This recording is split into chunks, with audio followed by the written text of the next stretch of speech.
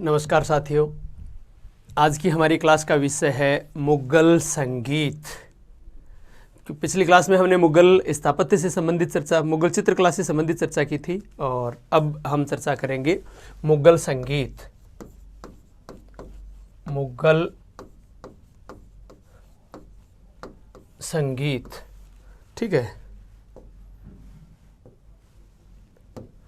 मुगल संगीत के संदर्भ में देखो, बाबर के समय में मुगल संगीत की कोई जानकारी नहीं मिलती, ना बाबरनामा में कोई संगीतकारों का इनका उल्लेख मिलता है। तो बाबर के समय में संगीत के बारे में हमें कोई तथ्य याद नहीं करना है। हुमायूं के समय में वैसे व्यवस्थित संगीतकार कौन कौन थे ये तो जानकारी नहीं मिलती, लेकिन ये जानकारी मिलती है कि हुमायूं ने गायकों और नर्तकों का एक संगठन बनाया था जिसे नाम दिया था अहले मुराद। देखो, पहले हम हुमायूं की बात करें। हुमायूं, ठीक है। तो हुमायूं के संदर्भ में केवल एक बात याद रखनी है आपको, और वो याद रखनी है अहले मुराद, जो गायकों और नर्तकों का समूह था। क्या चीज? अहल ए मुराद या अहले मुराद। ये क्या है? हुमायूं के समय में गायक व नर्तकों का समूह है। नर्तकों का समूह है, ठीक है, या दल। ये अहल ए मुराद नाम से प्रसिद्ध था। तो बस हुमायूं के संदर्भ में हमें केवल एक ही बात याद रखनी है। अब हम बात करें अकबर के समय में, तो देखो, मुगल संगीत कला की वास्तविक शुरुआत है वो अकबर के समय से ही है, ये बात ध्यान रखना। और वैसे तो मुगल काल में मोहम्मद शाह है, उत्तरवर्ती मुगलों में, परवर्ती मुगलों में आता है मोहम्मद शाह है रंगीला, उसका काल मुगल संगीत का स्वर्ण काल है। लेकिन अगर वो ऑप्शन में नहीं हो तो हमें यह ध्यान रखना है कि मुगल संगीत का स्वर्ण काल अकबर का काल है। अगर मोहम्मद शाह ऑप्शन में नहीं हो तो फिर मुगल संगीत का प्रारंभ अकबर के काल से ही माना जाता है, ये बात भी ध्यान रखना। तो मुगल संगीत का, तो पहली बात तो हमें यह ध्यान रखनी है, मुगल संगीत का प्रारंभ अकबर के काल में ही हुआ है, ये बात ध्यान रखनी है, ठीक है। और अगर मोहम्मद शाह नहीं है ऑप्शन में तो अकबर का काल मुगल संगीत का स्वर्ण काल है, ये बात भी ध्यान रखें, क्योंकि मूल जो मुगल शासक हैं उनमें सर्वाधिक मुगल संगीत का जो विकास है वो अकबर के काल में ही होगा, ठीक है। अकबर के काल में, यानी अकबरनामा में अबुल फजल ने कुल 36 गायकों का उल्लेख किया है, 36 गायक और संगीतकारों को। तो ये बात ध्यान रखनी है कि अकबरनामा के अनुसार अकबर के दरबार में 36 गायक या संगीतकार थे, ठीक है। तो कितने गायक व संगीतकारों का उल्लेख मिलता है? 36 का, ये बात ध्यान रखनी है। अब इनमें प्रमुख कौन कौन थे उनके संदर्भ में हमें चर्चा करनी है। तो इनमें प्रमुखों में देखो, सबसे प्रमुख था तानसेन। तानसेन, स्लाइड चेंज ही कर लेते हैं हम, क्योंकि एक करके सबके संदर्भ में चर्चा करेंगे तो उधर ले लेते हैं हम। सबसे प्रसिद्ध में ले हम तानसेन, ठीक है। फिर उसके बाद में रामदास, रामदास, बैज बख्श, बैज बख्श,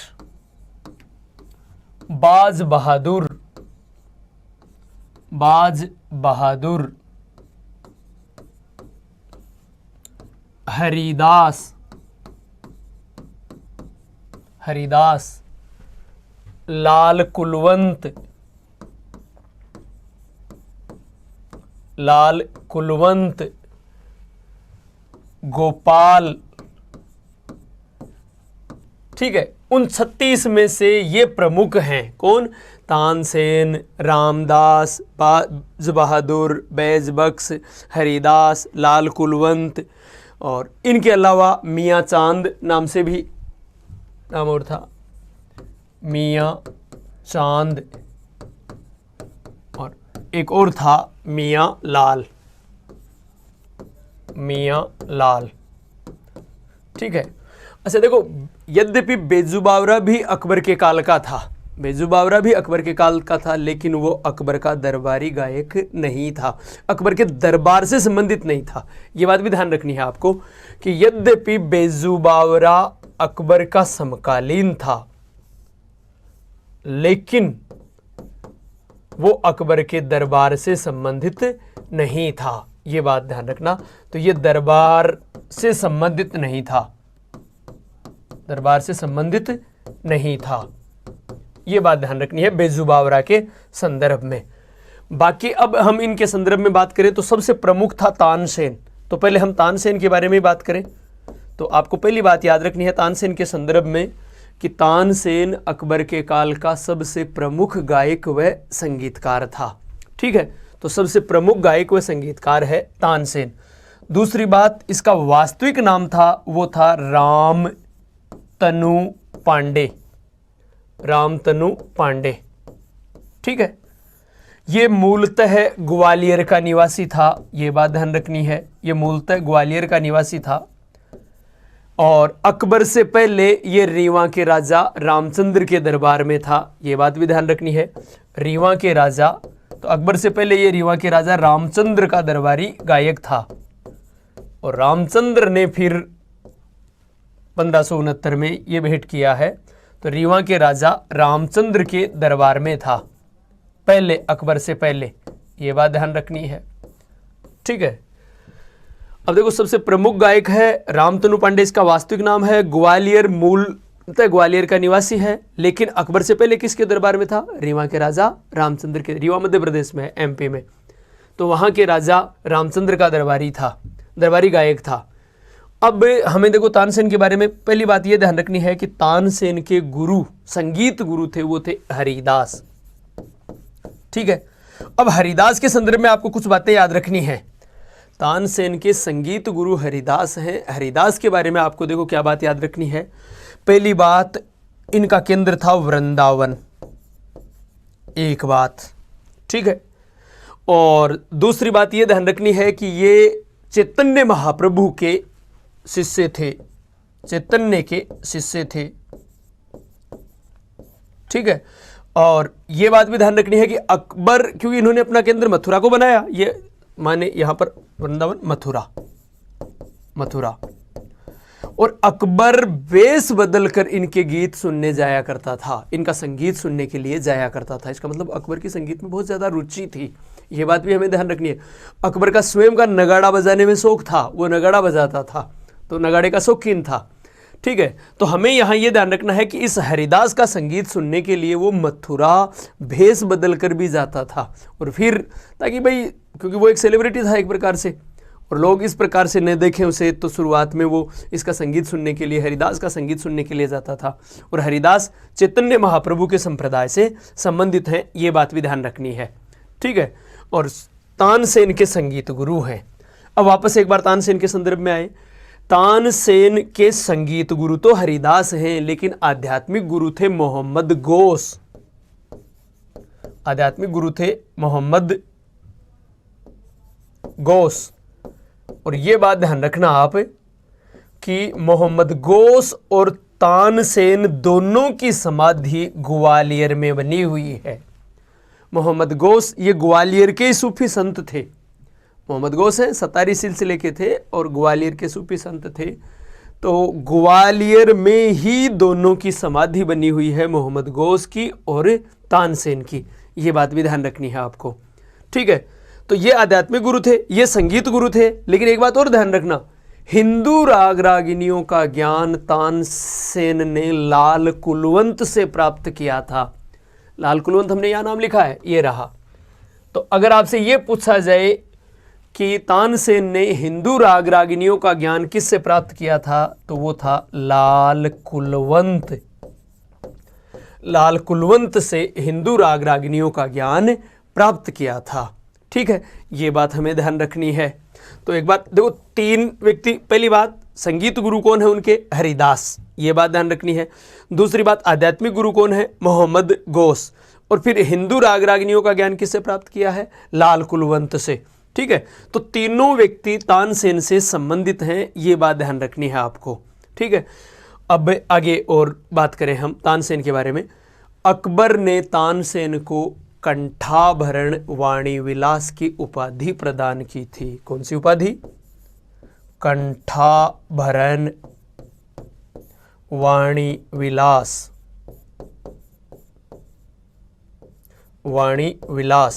की उपाधि प्रदान की थी तानसेन को। किसने? अकबर ने। यह बात ध्यान रखनी है। और तानसेन मुख्य रूप से ध्रुपद राग के गायक थे। ध्रुपद राग के गायक थे। ये बात भी ध्यान रखना कि गायन की जो ध्रुपद राग है उसके गायक थे। खुद तानसेन ने भी कई राग रागिनियों का इजाद किया था, आविष्कार किया था। तो आपको ये बात भी ध्यान रखना है, जिनमें है मियां की टोडी, मियां की मल्हार, मियां की मल्हार। तो यानी कहने का तात्पर्य खुद इन्होंने मियां की सारंग, मियां की सारंग, तो ये वो राग हैं जिनका इन्होंने आविष्कार किया था, इजाद किया था। ठीक है, ये मुख्य रूप से ध्रुपद शैली के या ध्रुपद जो राग है उसके गायक हैं, लेकिन इन्होंने खुद ने जो आविष्कार राग रागिनियां बनाई वो कौन सी है? मियां की टोडी, मियां की मल्हार और मियां की सारंग। ये राग रागिनियों के नाम हैं जिनका आविष्कार किसने किया था? तानसेन ने किया था। ठीक है, ये बात हमें ध्यान रखनी है इनके संदर्भ में। ठीक, अब रामदास के संदर्भ में सुनना है। रामदास के संदर्भ में बस इतनी बात ध्यान रखनी है कि रामदास पहले इस्लाम शाह सूरी के दरबार में गायक थे और फिर बाद में आगे चलकर अकबर के दरबारी गायक बन गए। और इनके पुत्र थे सूरदास। तो वो सूरदास भी गायक थे जो अकबर और जहांगीर दोनों के दरबार से संबंधित रहे थे, कवि और गायक थे। ठीक है, तो उनको भी, सूरदास को भी अकबर और जहांगीर ने संरक्षण प्रदान किया था। तो ये बात ध्यान रखना, तानसेन के बाद दूसरे प्रसिद्ध जो गायक थे वो थे रामदास। ठीक है, फिर बाज बहादुर के संदर्भ में भी आपको बात याद रखनी है कि बाज बहादुर मूलतः मालवा के शासक थे। अकबर के दरबार से पहले वो मालवा के शासक थे। बाज बहादुर और उनकी पत्नी रूपमती। अच्छा देखो, इनके बारे में एक ऐसी बात प्रचलन में है कि इन दोनों को, इनकी पत्नी रूपमती को और इनको संगीत का बहुत बड़ा शौक था। ये तो गायन गाते थे और हारमोनियम बाजा, ऐसा कुछ कोई वाद्य बजाते थे, ये हारमोनियम जैसा वो बजाने का शौक था इनको। और रूपमती थी, कुशल नृत्यांगना थी। ये मालवा के शासक थे।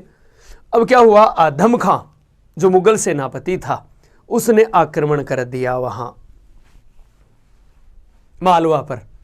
अब आदम खां बड़ा क्रूर और निष्ठुर व्यक्ति था, इस बात का पता था। तो बाकी सब जो भी मंत्री वगैरह वो भाग गए। ये भी प्रारंभ में तो भाग चुके, वहां से निकल चुके, क्योंकि आदम खां के हाथ आने का मतलब, क्योंकि मालवा पराजित हो चुका था और अगर आदम खां के हाथों में पड़ गए तो बड़े पैमाने पर वो परेशान कर सकता है और जो भी है।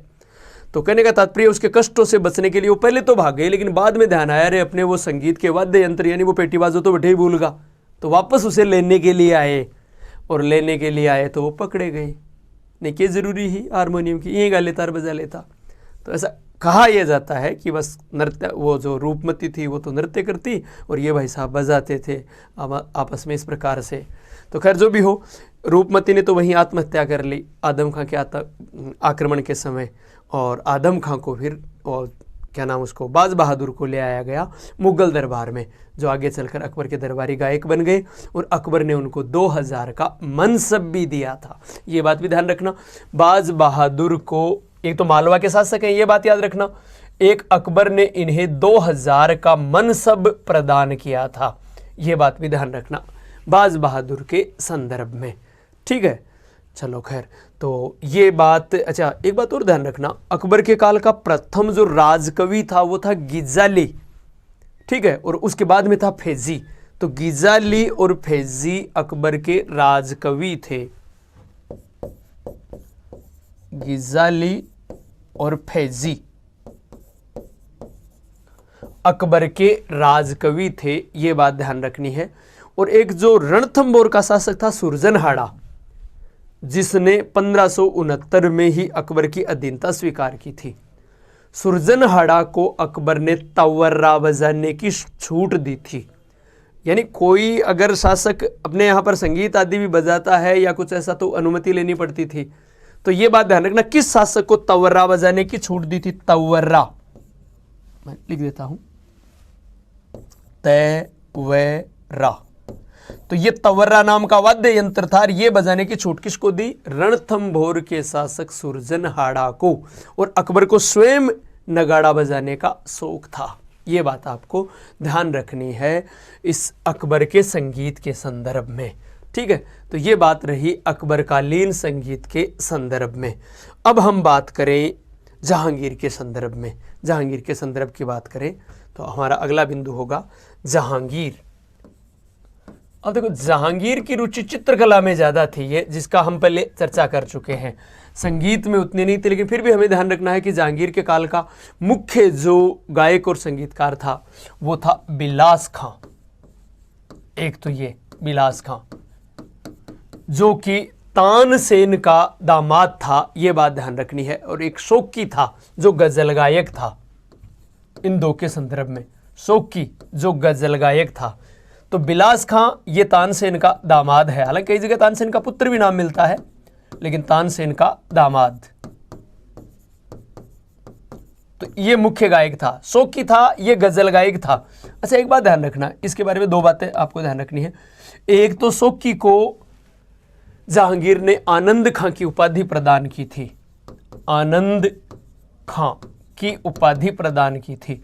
दूसरा यह ध्यान रखना कि गजल गायन का प्रारंभ जहांगीर के काल से ही माना जाता है। ठीक है, गजल का जो गायन की एक विधा है उसका प्रारंभ जहांगीर से ही माना जाता है। तो गजल का प्रारंभ, ये बात भी आपको ध्यान रखनी है। ठीक है, और जहांगीर के काल का प्रमुख गजल गायक कौन है? शौकी। ये बात ध्यान रखनी है। बस जहांगीर के संदर्भ में इतनी बात याद रखनी है। विशेष तौर से आनंद खां की उपाधि किसको दी है? शौकी नाम के गजल गायक को। बस इतनी बात ध्यान रखनी है जहांगीर के संदर्भ में। अब हमारा बिंदु होगा शाहजहां। शाहजहां, बस शाहजहां के बारे में भी हमें ज्यादा याद नहीं करना है। शाहजहां के संगीतकारों में आपको देखो, एक तो था लाल खां, एक तो था लाल खां, एक था खुशहाल खां। खुशहाल खां, एक था विश्राम खां। विश्राम खां, और एक था पंडित जगन्नाथ।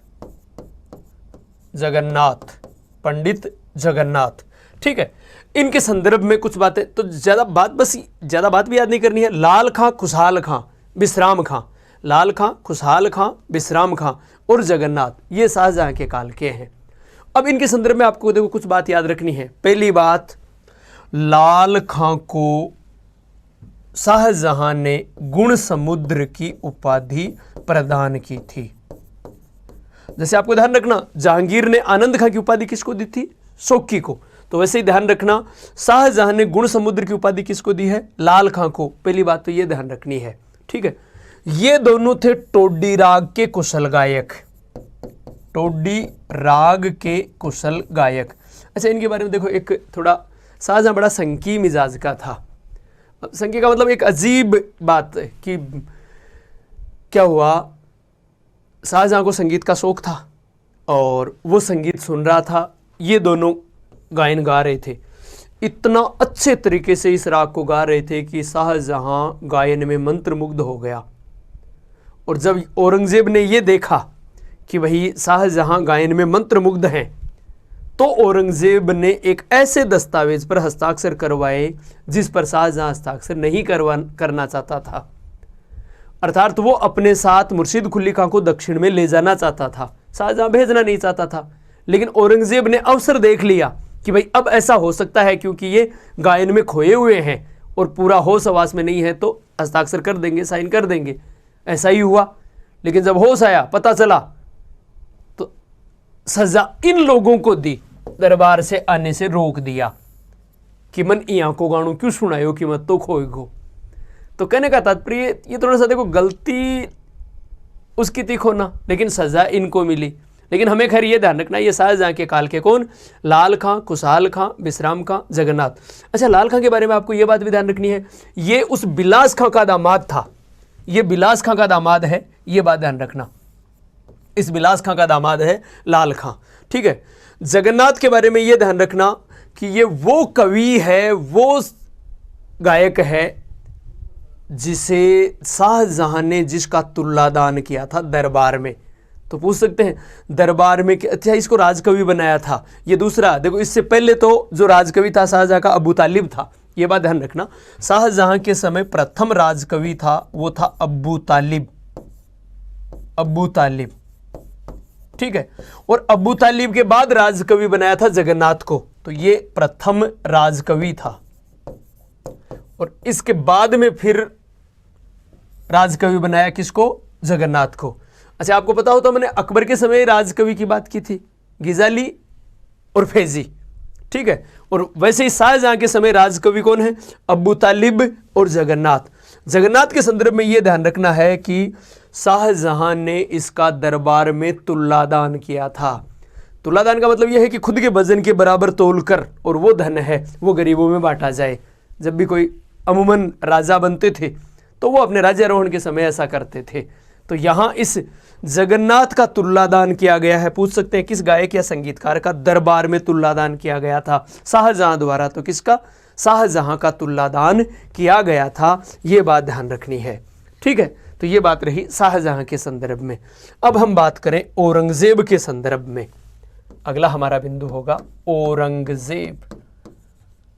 अब देखो, औरंगजेब संगीत विरोधी था, क्योंकि संगीत को इस्लाम के विरुद्ध मानता था। हालांकि संगीत वैसे विरोधी नहीं था, क्योंकि खुद को वीणा बजाने का शौक था। ये बात भी ध्यान रखना कि औरंगजेब को तो अकबर को तो नगाड़ा बजाने का शौक था, औरंगजेब को था वीणा बजाने का शौक। तो पहली बात तो ये बात ध्यान रखना कि औरंगजेब को वीणा बजाने का शौक था, लेकिन इसने संगीत पर प्रतिबंध लगाया था, पाबंदी लगाई थी, संगीत को इस्लाम विरोधी मानते हुए।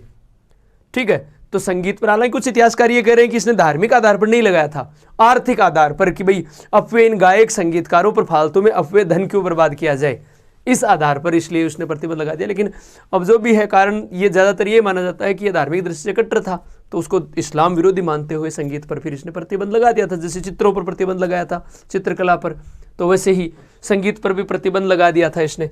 ठीक है, फिर भी देखो प्रतिबंध लगाया, उसके बावजूद भी आपको ध्यान रखना, भारतीय शास्त्रीय संगीत पर फारसी भाषा में सर्वाधिक पुस्तकों की रचना औरंगजेब के काल में ही हुई है। यह बात ध्यान रखना। अगर आपसे पूछें भारतीय शास्त्रीय संगीत पर सर्वाधिक फारसी भाषा की पुस्तकों की रचना किसके समय हुई है, तो औरंगजेब के समय हुई है। यानी मुगल काल में किस मुगल शासक के समय हुई, तो औरंगजेब के समय, जबकि औरंगजेब के काल में संगीत पर प्रतिबंध था। इसने खुद ये कह दिया था कि संगीत को इतना गहरा दफना दो कि फिर कभी उसकी आवाज़ भी हमें सुनने को ना मिले।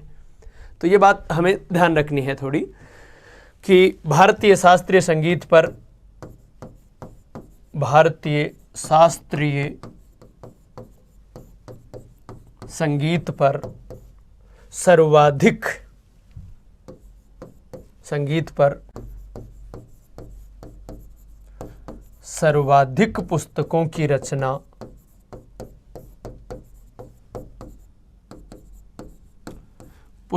रचना औरंगजेब के काल में ही मानी जाती है, विशेष तौर से फारसी भाषा में। अच्छा, इसके बारे में एक बात और याद रखना, आपको एक और बात याद रखनी है, और वो ये रखनी है कि इसके समय में फकीरुल्लाह ने, औरंगजेब के समय में फकीरुल्लाह ने राग दर्पण नाम से एक पुस्तक, फारसी भाषा में पुस्तक लिखी, राग दर्पण। किस भाषा में है, फारसी में। लेकिन ये मौलिक पुस्तक न होकर एक संस्कृत की पुस्तक है, मान कोतूहल, उसका फारसी में अनुवाद है। किसका, मान कोतूहल का फारसी अनुवाद किया, यह है संस्कृत की पुस्तक।